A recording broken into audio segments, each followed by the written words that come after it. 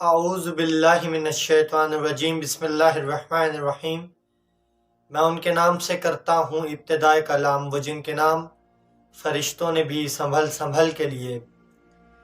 میرا نام سید محمد رضوی ہے اور میں آپ کی خدمت میں آج جو ہے زبان کے متعلق ٹاپک لے کر آیا ہوں۔ امیر المومنین علی ابن ابی طالب علیہ السلام زبان کے بارے میں کیا فرماتے ہیں؟ امیر المومنین نہج البلاغہ میں زبان کے بارے میں فرما رہے ہیں کہ انسان اپنی زبان کے پیچھے پوشیدہ ہے، انسان اپنی زبان کے پیچھے چھپا ہوا ہے، اور جب انسان بولتا ہے تو پتہ چلتا ہے کہ دکان سونے کی ہے یا کوئلے کی ہے۔ اور اسی میں امیر المومنین علی ابن ابی طالب علیہ السلام فرماتے ہیں کہ انسان پر زیادہ تر مصیبتیں، غور فرمائے گا، انسان پر زیادہ تر مصیبتیں اس کی زبان کی وجہ سے آتی ہیں۔ اب گویا وہ اپنی زبان کا کیسے استعمال کر رہا ہے وہ اس پر ہے۔ مطلب اگر انسان اپنی زبان کا غلط استعمال کرے، مثلاً کہ انسان ہر جگہ پر جہاں اس کو بولنا نہیں چاہیے وہاں بھی بول رہا ہے، اس کا مطلب وہ اپنی ویلیو گرا رہا ہے۔ اور اس سے امام کے اقوال کا پتہ چلتا ہے کہ امام نے یہ کیوں فرمایا کہ انسان اپنی زبان کی وجہ سے اپنے اوپر زیادہ تر مصیبتیں لا سکتا ہے، کیونکہ انسان کو اللہ تعالیٰ نے جب خلق کیا تو عقل کلی دے کر پیدا کیا۔ ایک انٹرنل نبی دیا، ایک ایکسٹرنل نبی دیا۔ انٹرنل نبی آپ کی عقل، ایکسٹرنل نبی رسول اکرم صلی اللہ علیہ وسلم۔ لیکن انسان نے اپنی عقل کا استعمال نہیں کیا، انسان نے اپنے شعور کا استعمال نہیں کیا، انسان نے اپنی فکر کا استعمال نہیں کیا، جس کی بنیاد پر آج انسان اس حد تک پہنچ گیا کہ وہ اتنی مقدس چیزوں کی نیلامی کرنے لگ پڑا کہ جس کو مقدس اہل بیت بنا کر چلے گئے ہمارے لیے۔ امام علی علیہ السلام کی پوری زندگی اگر آپ دیکھیں تو توحید پر رہی، انسانیت کو اوج کمال تک پہنچانے کی کوشش کی، لیکن انسان اس حد تک نہیں پہنچ سکا جہاں امیر المومنین علی ابن ابی طالب علیہ السلام چاہتے تھے۔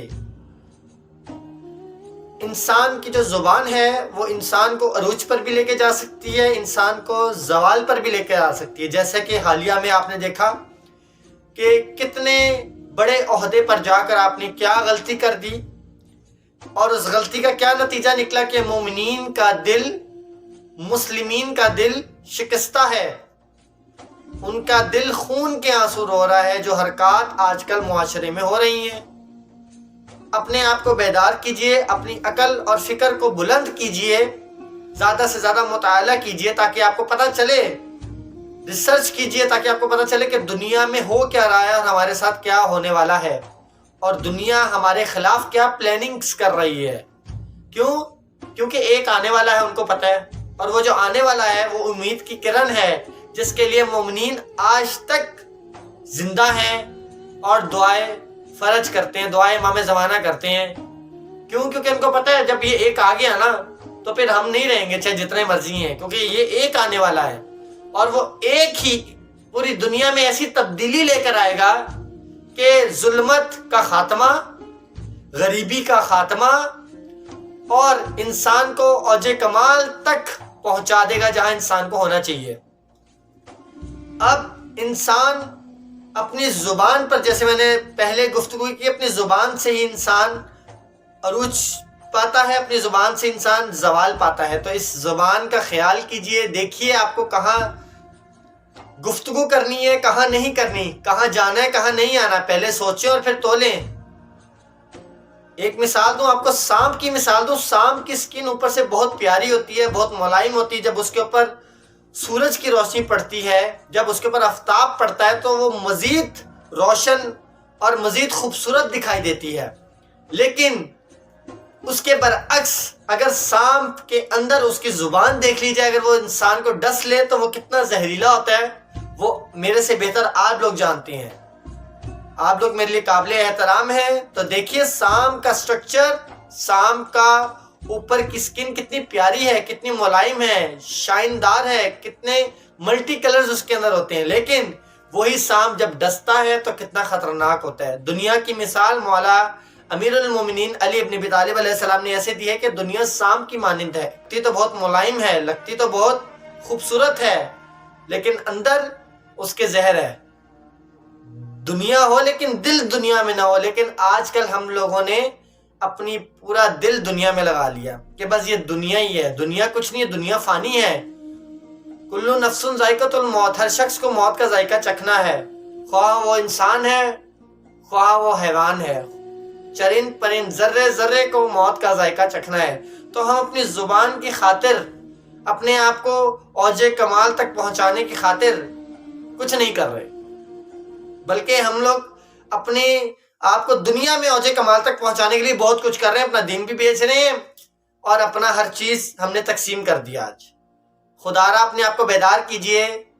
مثلاً یہ ایک تسبیح ہے اور اس تسبیح کو میں زبان سے اس تسبیح کی بولی لگا دوں کہ یہ تسبیح خاک شفا کی میں نے پکڑی ہوئی ہے اور اس تسبیح کو میں بیچنا چاہتا ہوں۔ بیچنا کچھ اور ہے، مطلب میں نے اس کے اوپر محنت کی، میں نے خاک اکٹھی کی کربلا کی اور اس کو بنایا اور تجارت کرتا ہوا پاکستان لے کر آیا، قم لے کر آیا، اور وہ میں قیمت مانگ رہا ہوں جو میں نے تجارت میں گزاری، نہ کہ میں اس کی بولی لگا دوں۔ خون حسین کس نے تجارت کیا؟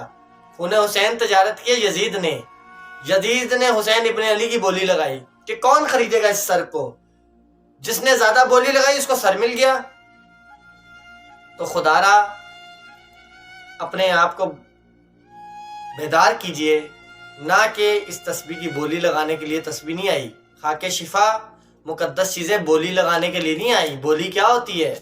کیا ہوتی بولی؟ بولی عام الفاظوں میں ایک ہوتا ہے، ایک شخص کو میں مجمع اکٹھا کروں، اس کو کتنی قیمت اس کی آپ لیں گے؟ ایک بندہ کہتا ہے 500 روپے، نہیں تم نہیں، کوئی اور بتائے 1000 روپے۔ آپ نعوذ باللہ، آپ کے پاس اتنی عقل شعور نہیں رہی کہ آپ کیا کر رہے ہیں؟ آپ معاشرے میں کس حد تک چلے گئے ہیں کہ آپ آج خاک شفا کی بولی لگا رہے ہیں؟ اللہ اکبر۔ اپنے آپ کو بیدار کیجئے، اپنی بصیرتوں کو بلند کیجئے، اپنی بصارت کو بلند کیجئے، تاکہ آپ کو پہچان میں آئے کہ آپ کی صف میں کون دشمن ہے اور کون دوست ہے۔ اور ایک اور بات بتاتا چلوں، آج کچھ ایسے بدبخت لوگ ہیں جو یہ کام کرتے ہیں اور پھر خوش ہوتے ہیں کہ دیکھو یہ آپس میں ہی ہم نے ان کو لڑوا دیا۔ خدا را دشمن کا نشانہ نہ بنے، دشمن کو پہچانے کہ دشمن ہمیں کس حد تک گمراہ کرنے کی کوشش کر رہا ہے۔ 1400 سال پہلے بھی دشمن نے گمراہ کیا کہ یزید جیسے فاسق فاجر منافق انسان کو منبر رسول پر آ کر بٹھا دیا۔ لوگوں کو پتہ نہیں چلا کہ ہمارے ساتھ کیا ہوا، لیکن بعد میں لوگوں کو پتہ چلا تو کوئی فائدہ نہیں کہ جب نواسہ رسول کو شہید کر دیا گیا کربلا کے میدان میں تنہا۔ کتنے لوگوں نے خط لکھے کہ امام آ جائیے، اور وہی لوگ بعد میں کیوں بدل گئے؟ یہ سوچئے، یہ فکر کیجئے کہ کیا تھا کہ جتنے لوگوں نے خط لکھا وہی لوگ امام کے مخالف کھڑے ہوئے۔ کیوں؟